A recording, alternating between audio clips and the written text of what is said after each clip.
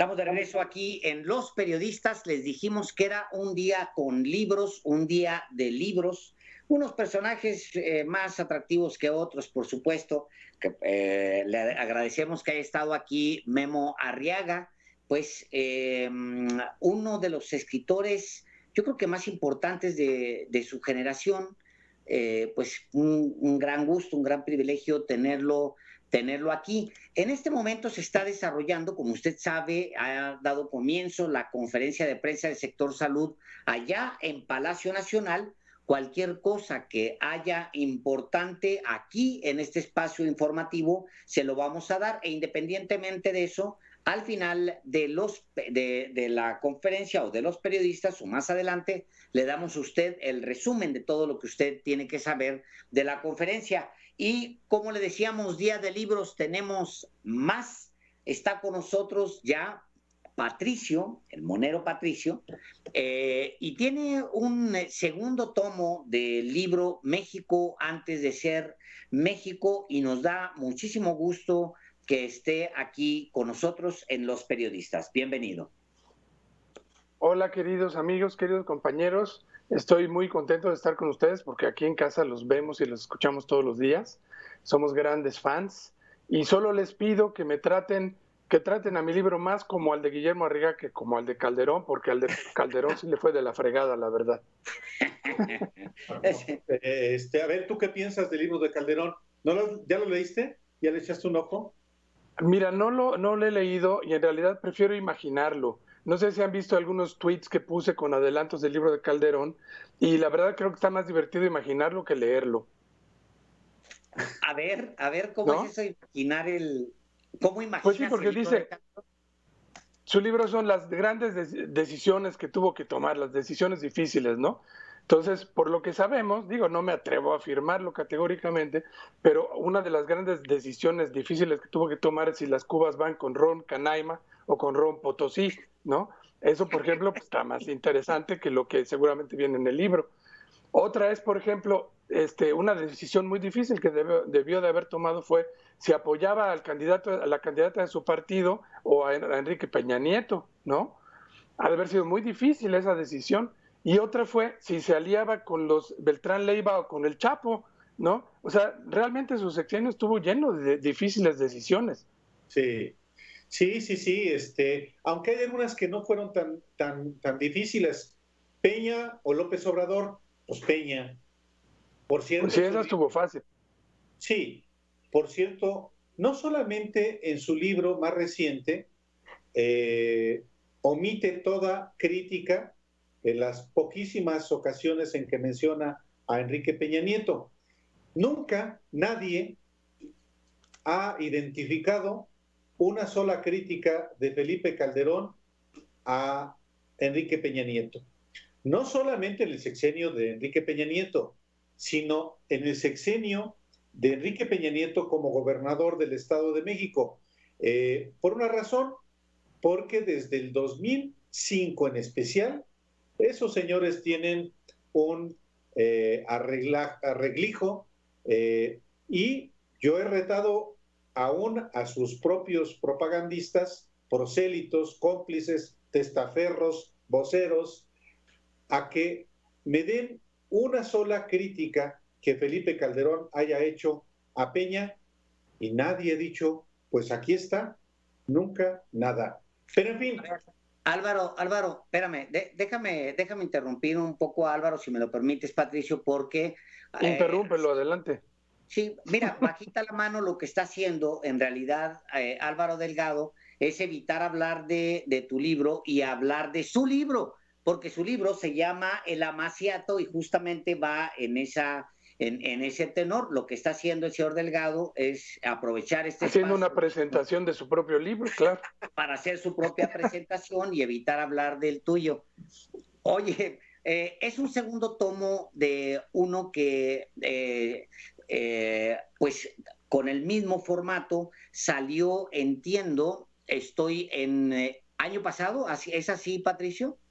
Exactamente, el año pasado publicamos la segunda impresión del tomo 1, ahora con Grijalvo y con el Chamuco, y aunque en realidad este tomo 2 me tardó 3 años elaborarlo, bueno, logré terminarlo para que saliera este año, con la mala suerte de que salió una semana antes de que empezara el arraigo domiciliario, ¿verdad?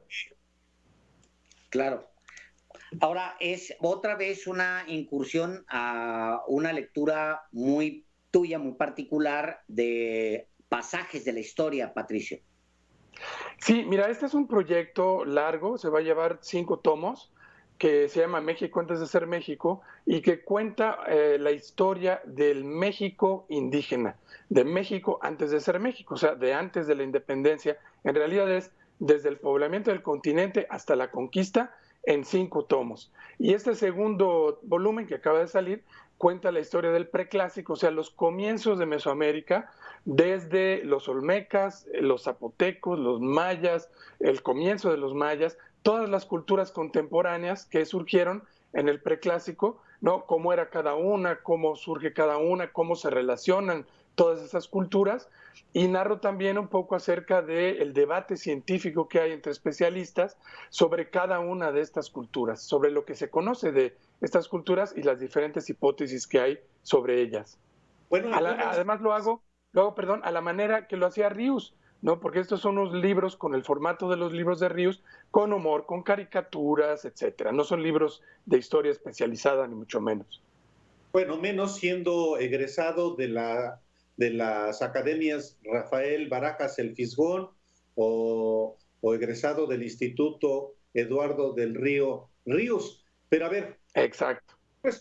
tú respondes a preguntas, por ejemplo, ¿fueron extraterrestres los mayas? ¿Quién inventó la escritura, el calendario y la enumeración en Mesoamérica? Los zapotecos inventaron las tlayudas, los danzantes de Monte Albán bailaban cumbia. ¿A esas preguntas respondes? Respondo a esas, respondo a muchas más, y estoy seguro que después que lean el libro tendrán muchas más preguntas que antes. Pero sí, mira, hay alrededor de la historia de Mesoamérica, de las culturas mesoamericanas, hay muchos cuentos, muchos mitos, muchas mentiras, como eso del 2012, ¿no? Y de los mayas, porque aunque hay muchísima información sobre todas estas culturas, esa información se ha quedado en el campo de los especialistas, y nosotros, los legos, pues no tenemos ni idea y nos vamos por los lugares comunes o por las versiones de Jaime Maussan o por las payasadas que venden de los toltecas y los guerreros toltecas que venden en las misceláneas de Carlos Slim, y no tenemos acceso en realidad a información confiable, ¿no? Y yo lo que trato de hacer con estos libros es, de manera sencilla y accesible, poner al alcance del lector no especializado pues la información que ya existe allá afuera, pero que no nos ha llegado. El primer tomo, entonces, va del poblamiento hasta los inicios de Mesoamérica. Este abarca hasta ¿dónde? Este abarca todo lo que es el periodo preclásico, ¿no? Que es como de por ahí del 1200, 1500 antes de Cristo a principios de nuestra era. Varía un poquito esta idea del preclásico, esta cronología. Y empieza este segundo tomo cuando las sociedades ya se han hecho sedentarias, cuando surge la agricultura, se empieza a complejizar las sociedades y empiezan a surgir culturas pues más ricas, ¿no? En diferentes zonas de Mesoamérica, en la costa del Golfo, en Oaxaca, en el área maya, en el altiplano central, y cómo estas culturas que son distintas pero que provienen de una historia común empiezan a surgir, a desarrollarse, y tienen relación entre ellas y se empiezan a influenciar unas a otras. Esto es lo que se cuenta en los diferentes capítulos del libro. Yo quisiera aprovechar que estamos platicando contigo, Patricio, no solamente de tu libro, también ¿Sí?